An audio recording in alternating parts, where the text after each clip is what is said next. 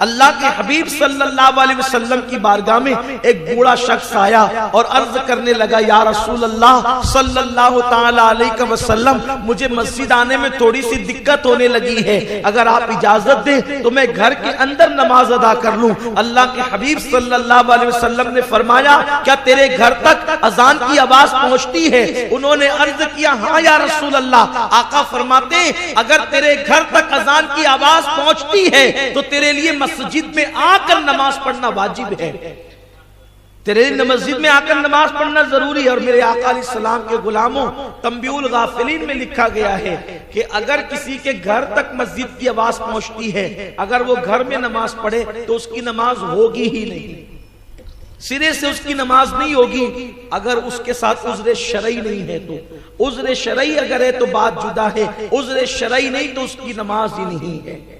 میرے پیارے آقا علیہ السلام کے پیارے دیوانوں، عام طور پہ لوگوں کی حالت یہ ہوتی ہے کہ لوگ رمضان شریف میں مسجد کے اندر نمازیوں کی بھیڑ ہونے کی وجہ سے گھروں کے اندر نماز پڑھنے کے عادی بن جاتے ہیں اور جماعت کو وہ قصدن ترک کرتے ہیں بلا عذر شرعی۔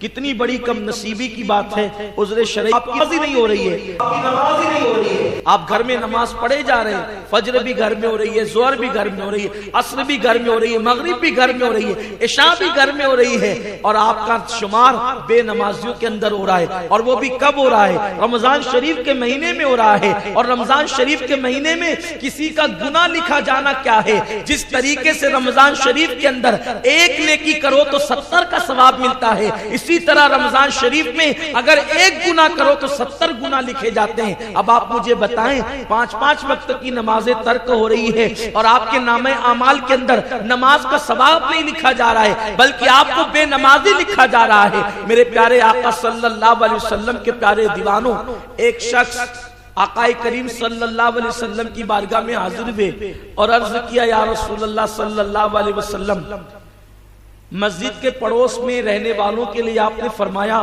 کہ مسجد کے پڑوسیوں کی نماز گھر میں نہیں ہوتی، تو مسجد کا پڑوس کتنی دور تک ہے؟ آقا علیہ السلام فرماتے ہیں کہ جس کے گھر تک آواز جائے وہ مسجد کا پڑوسی ہے۔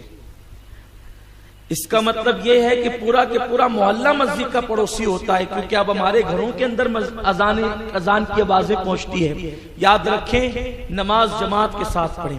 اللہ کے حبیب صلی اللہ علیہ وسلم فرماتے ہیں جو شخص جماعت کے ساتھ نماز نہیں پڑھے گا اللہ اس کو 12 مصیبتوں میں گرفتار فرمائے گا۔